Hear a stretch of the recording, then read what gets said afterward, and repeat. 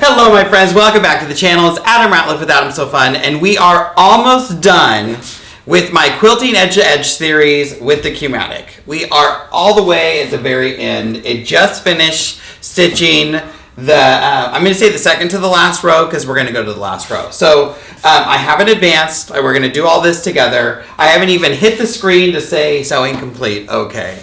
But I did take the side clamps off. So I just took the side clamps off. And we're going to run through the steps on how to stitch that last row. You know, we're pinned to the leader. How do we get it off there? All these things.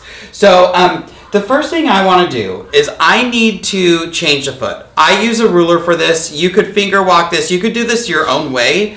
I like to use a ruler. So I am just going to pop off my cup clip and put my 96 back on. Now remember, your 96 foot only fits the long arm. It only fits the Q machines. Keep that in mind. It's the only foot that is Q only. And I'm going to put that cut clip up there because I'm going to need it again when I start stitching.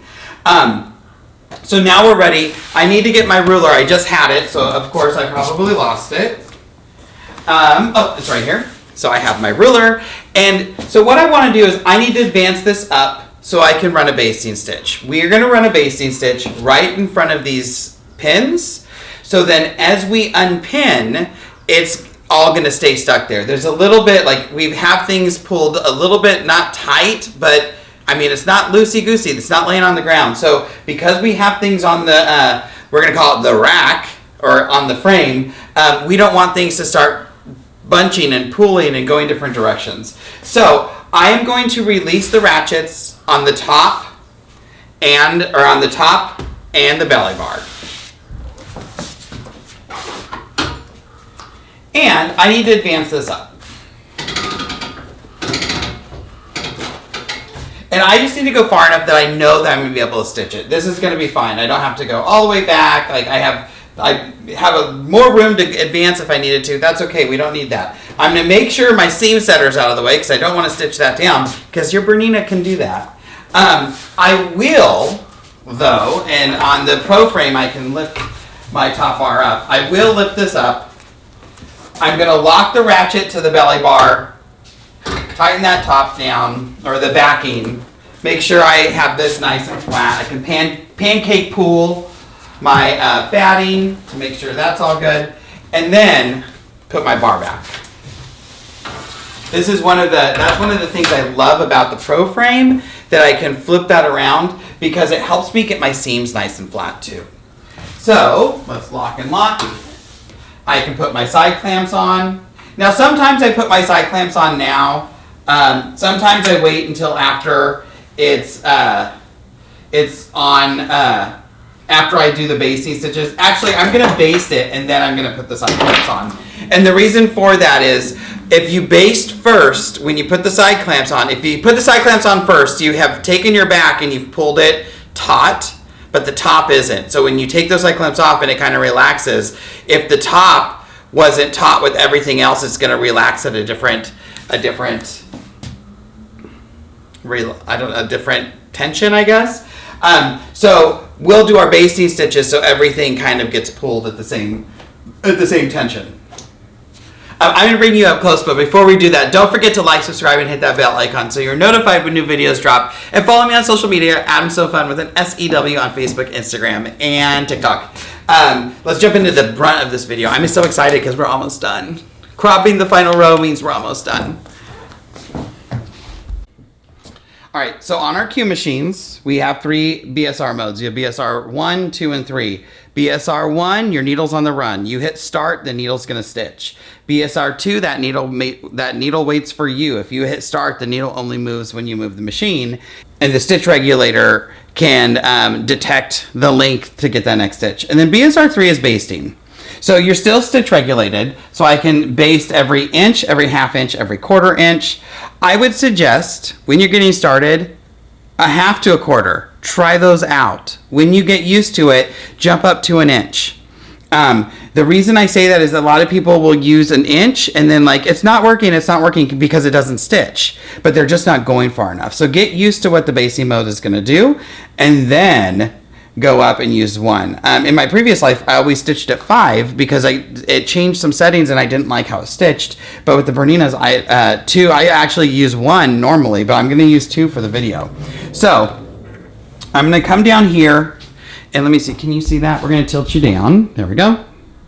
And I'm going to try to stay out of the camera as much as possible, but I am stitching, so we'll see what I can do. There we go. So I'm going to move over, and I'm going to start, and I'm not going to start off. I'm going to start on my quilt top. That's okay. And I want to get close to these pins.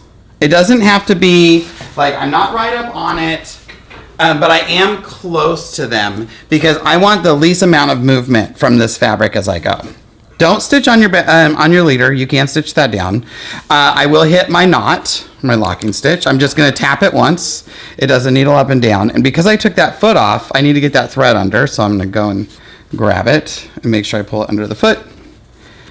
And I'm going to start here, but I am not going to lock this. I'm not going to do a tie off because this is a basting stitch and I am going to pull it out. So I can hold both of these. I don't even care. Oh, I'm going to hold them both so I don't get a knot.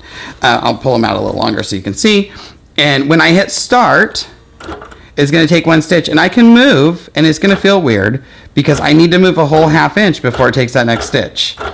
Now I still have my belts on, my belts engaged. So that they're going to help me stitch a little bit straight. I'm going to bring you out this way. I don't think you need to see me like up close for everything, but that's what these basting stitches look like, okay? So let me baste across this. All right, the battery almost went dead on the camera. So I can't remember what I was saying, but I'm going to baste across this. The belts are still engaged. It's going to help me go straight. I'm not going to take them off. I don't need to do that. So let's hit my start, and I'm just going to go all the way to the other end. I don't go too fast. I mean, you can kind of go. I mean, we still have stitch regulator, but I don't shoot it super fast.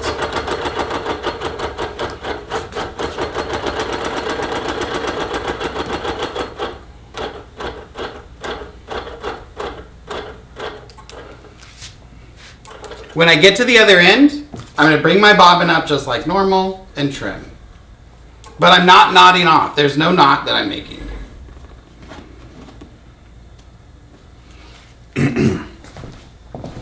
So,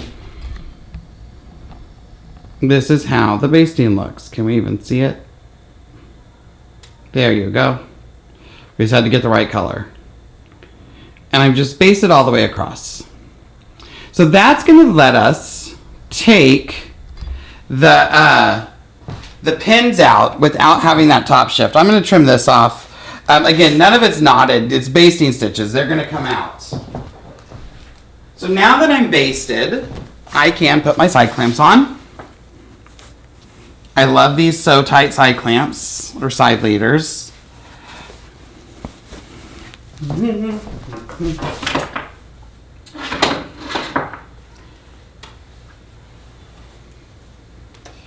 Push it back that way.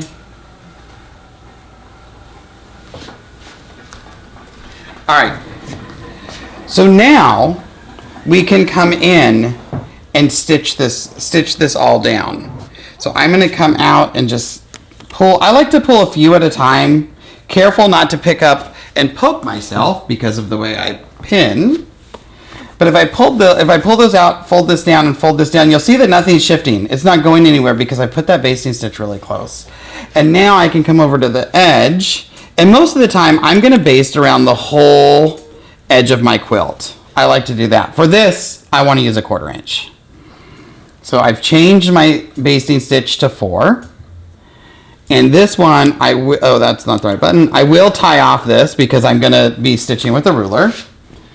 And I just usually move my pins back out of the way. So now I'm going to grab my ruler and I'm going to use my ruler to help me keep. I do have the ruler base on. I haven't taken it off. It's been on since we started. And I can hit my start button and stitch. And I'm trying to stay that 1/8 of an inch away from the edge.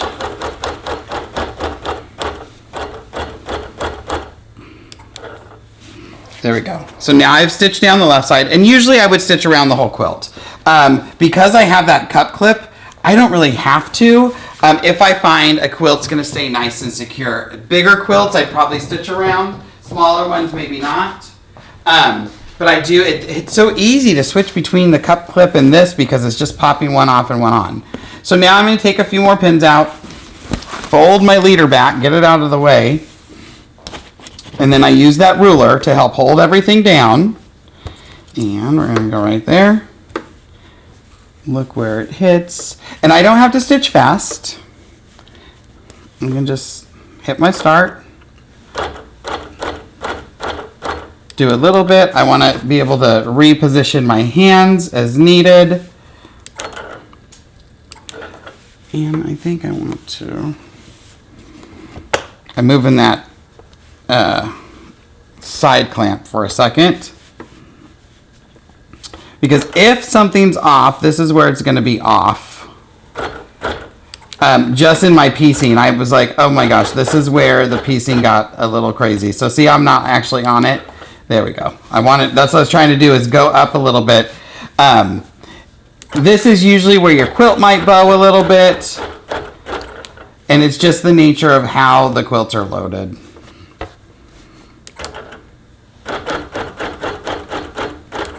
Because all my seams are staying nice and straight this way. Let me put my side clamp back on.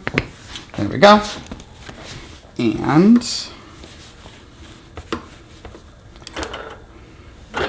I'm trying to make sure everything folds down and I stay on. And I'm not a big fan of moving the ruler while you're moving the machine. I do this a lot. I like get what I'm doing. Oh, you know what I can do? I forget that it's so easy to move these handlebars out of the way. Because I'm not going to need that one. There, now you can see better. All right. And so I'm just going to take a few pins out. Fold this back. Continue my stitching.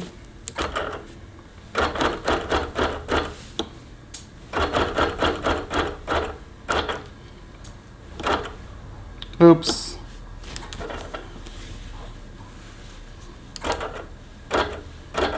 So I stitched it up a little bit. I could snip that one stitch and fold it back down. But also, this is going to be in the binding. So I'm not super worried about it.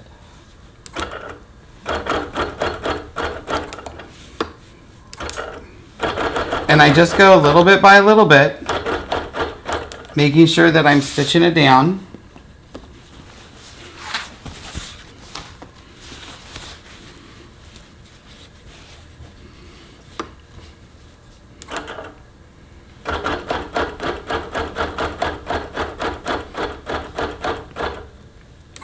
It's when I have to go that way, because I have the gears or the belts enabled, you just have to be careful sliding it that direction.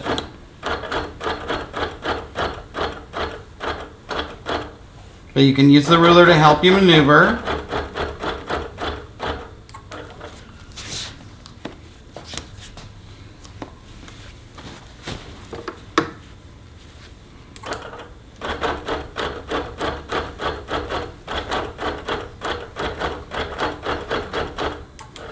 It's the joys of working with flannel that tends to be a little bit stretchy.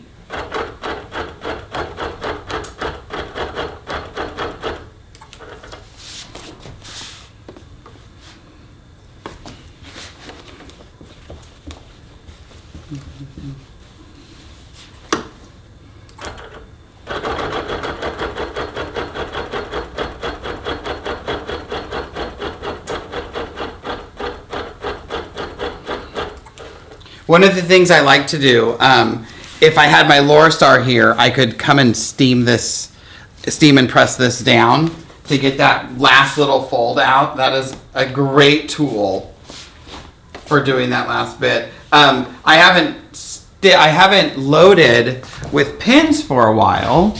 I've been using the sew tights so I don't get this little tiny ridge. Because it loads everything flat. When I get here, usually I will stitch up the side some.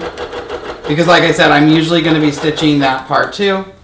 And now my bottom is ready to go. If there's a little spot that's still rolling up, I'm going to watch that while I stitch, but because I'm going to change it back out to the cup clip, I don't ever have to worry about the foot like getting caught up in it. I wouldn't leave like this whole inch just ready to flip flop, but this little bit, if it flops and stitches over again, I can just snip a thread. Like where did I get it? So let me see. I'll zoom in. I'll show you what I'm talking about. Can I even find it? Right here. As I was stitching, I flipped it up a little bit, but it's that one stitch, so I can just stitch that, clip that, and now it's fixed.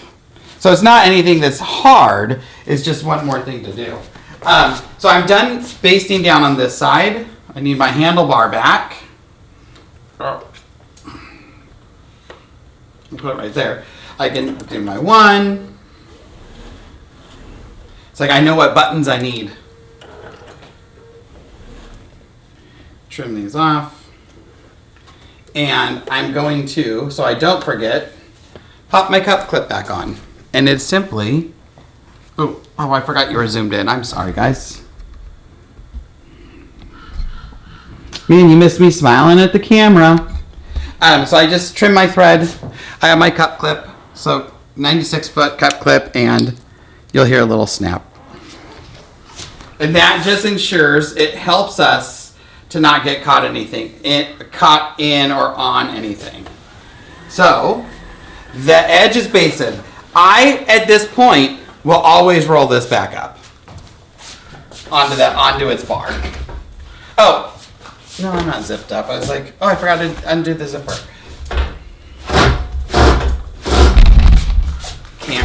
Knock the camera up.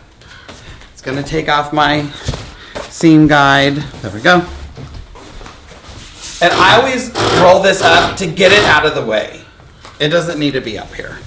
A seam guide I could probably take off now if I wanted to too, but it's not gonna do me any harm. So now we are ready to crop this bottom. Oh, we gotta take the basting stitches out. We're almost ready. So here's where the curved awl, we already talked about that in another video. And if you're using a good thread, you should be able to come in every 2 or 3 stitches and just pull that basting stitch out. And my favorite day of the year is if I get to the end and it hasn't broke. One of them, bobbin just broke. So I'm gonna make sure I grab that bobbin because now I have half of a bobbin. Top is still here. I'm gonna work from the other direction now.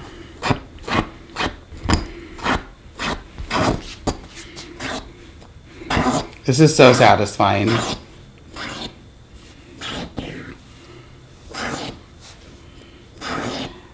And then I get them to where I have both sides in my hand and I can just pull and there's my bobbin. And that whole top thread came out in one piece. That's when you know you have a good quality thread.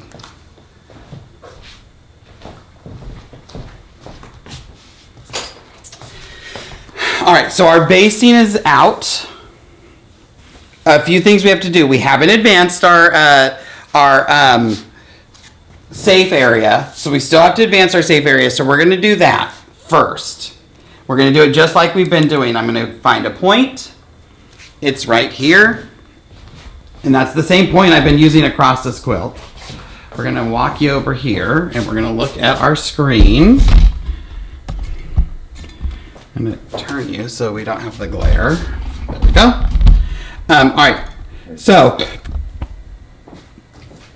we have advanced. I can select the row that I just stitched. I know that it's this square that I've been using this whole time. So that's the spot I'm going to be using. So I'm going to hit over here to a realigned safe area, snap to point, pick my point, and snap it. So when I hit here, now I can see. And now I can see everything fits in my safe area. So a few things we get to do here. 1, we get to crop it, but 2, we get to stitch the rest of this quilt. Because we're going to be able to stitch left to right, right to left. So we have that. Great, I'm gonna select off everything. Now we need to crop, okay? So what I wanna do, because I'm gonna use my sew head to make a horizontal line. I wanna bring my machine all the way down, but I wanna make sure I'm under the whole side of the quilt. This side tends to bow up a little bit. So what I'm gonna do is I'm gonna come over to the left. This has stayed pretty straight. I'm gonna make sure I'm under the bottom edge, just a little bit, like 1/8 of an inch, and I'm just gonna slide to the right. My belts are on, so I know that they're gonna, that everything's gonna be under this. Let's see there, perfect. If I use this point, I know that even if it bowed a little bit, everything's gonna get cut off. So I'm gonna use trim. Oh, I have to select stuff, sorry. Let's select some things. We're gonna select, and we're just gonna group a few things because we can ungroup them. We only need the bottom 2 rows. I don't need to group everything else. Now I'm going to say we want to trim this. We want to use our sew head. On my sew head, I'm hitting the set button. You're gonna see a big horizontal line come up. There we go. And we're gonna see it wants to trim everything under that, and that's exactly what we want. So we're going to hit preview, and that looks perfect. That's exactly what we want it to do. All right, so we're gonna hit go. All right, so now we want to link these rows, but I can see the start point here, and I think if I hit link, it's gonna draw a straight line from there to there. So let's check this. Here we are, and I'm gonna hit connect, and I'm gonna hit link, and then I'm gonna select this bottom row. See how it made that straight line right there? Let me zoom in so you can see it. I don't want that straight line. So in this case, I'm not gonna link them. I'm gonna group them. So I'm gonna hit no. I'll select that first one again, hit connect and hit group, and I will hit the second one. And I will hit go. But I'm not gonna link them because it's gonna stitch there. So this means it's gonna jump, and that's okay, I'm okay with the jump. I think I might actually unlink them. I'm gonna take this bottom row and I'm gonna switch it back so it stitches left to right. It's just second nature for it to do that, especially if it's not linking. I'd rather have it stop and then go over there because there's gonna be a lot of straight lines here. So there we are. So we're gonna do this one, connect, group, the bottom one, go. And so now this is the final piece I gotta stitch. So I just have to go to, let's zoom you out because you were watching me do all that. So now I'm gonna go hit sequence or sew options, sewing sequence, select. I'm gonna select that, it's gonna say 1, and it did both rows because I grouped them. Hit my green arrow, and now I can stitch out that final. Now when it stitches this bottom row, which is gonna be really quick because it's just gonna go up and up and up, I'm gonna hang out and watch it so I can make sure that if any place where it might be folding over, I can watch and use like a stiletto or something, just not my finger, to make sure that it's folded the correct direction. Don't let that, whatever you're using, do not get it under your needle. Don't hit it on your machine. I'd rather the fabric fold over than hit a needle. So don't hit a needle. Don't hit anything. I can hit start. We want to go to start point. All right, everyone. It's going to stitch. I'm going to finish stitching. We'll see you back here when it's done. All right, friends. This is the end. We finished it. This is done. This is where I get my batting shears. I like to do this at this point before I take it off. I just think it's easier to unpin and everything when I have no batting there. And I have this bottom edge that I've stitched, so I'll just snip, snip, snip, snip, snip. These are fantastic batting shears. I will link them below from my Amazon shop. Love them. Oh my gosh. Everybody should have a pair. They're the best shears out there. I'm not gonna cut this off. I have extra batting here, or I have extra backing. This was a wide back, so I have quite a bit extra. I have some other little projects that I want to work on that I'm going to use that as the backing. So I'm just going to continue to roll this and load those up.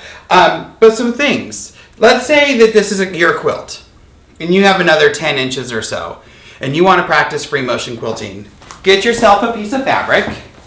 Throw that piece of fabric right here and use that. It's already loaded. It's just extra fabric. This is where you can take the time to practice a design that you've been wanting. Maybe you just needed some free motion time and you don't have time between edge to edge. Take your 15 minutes, set a timer. Give yourself 15 minutes. Get some cell rack fabric and throw it up there. You don't have to use it. This is already here. So it's already loaded. You don't have to spend any extra time. You're just throwing some more fabric on and you're taking a little bit of time for yourself. And that's very important. We deserve time for ourselves. My favorite part of a quilt is this part, because then I unpin the backing. I will unlatch the top bar and I get to pull the quilt out and see what it looks like. Unfortunately, again, not going to do that because I have some other projects I'm going to throw on and continue going. But that is quilting edge to edge with Q-Matic. It's not hard. It's actually really, really easy. And in my head, I'm thinking, why? Like, I have this thing from my previous long arm life where I'd always make designs really big. So I stitched one row across and then advance. So that's still in my head. But I didn't have the option to stitch to the right and stitch to the left. So this was my way to save time. I need to think more like, okay, fill up the space and stitch one row that way. So make designs that I know I'm going to be able to stitch there and back and fill up more space than having to advance. If I would have been able to set this design up so it stitched 2 at once instead of one smaller one, and then advance and advance, I did 8 rows, I think. We're gonna say 8, it might have been 7. Just think about that. If I were able to set that up so I can do 5 sections, 5 advances instead of 7 advances, that's big. That's a lot of time. You know, just advancing and things. So it's thinking about your designs and thinking about your stitch out, what's going to happen. I'm going to have to change my brain because of where I came from, but definitely something to think about. Thank you for joining me for this Quilting with Q-Matic. There's, like I said, there's a lot of stuff embedded in these videos. We learned how to load it, the burrito method. We learned advancing. We learned what happens, how to clean it and how to change that bobbin. A little bit about the TOA gauge and how the TOA gauge works, you know. So there's a lot of stuff. My videos tend to have all this other stuff sprinkled in. So don't forget to like, subscribe, and hit that bell icon so you're notified when new videos drop. And I would love if you follow me on social media, Adam's So Fun with an SCW on Facebook and Instagram. If you're watching this during April of 2025 and you've stayed till the end of the video so you actually know, this month, it's my birthday month, and I have partnered with some of the brands that I do a lot of things with, that I love, that I use daily, and they are offering my subscribers, or my subscribers and the people who follow me discounts. You'll find those over on Instagram and Facebook. So go check those out. Make sure you follow me on the social medias. Everything is Adam So Fun with an SCW. And if you ever get stuck, send me a message. I will almost always get back to you. I sometimes forget. If you send me a question and I don't get back to you, you know, a few days later, just say gentle reminder, because chances are I was on a plane or I was off teaching and in a classroom, and I tend to put my phone down during classrooms and don't really look at it until I'm flying back home. So we'll see you in the next one. And if you know me, you know I'm going to say at the end of the day, it's just quilting. Get out there and have a good time. Go have fun, guys. Bye.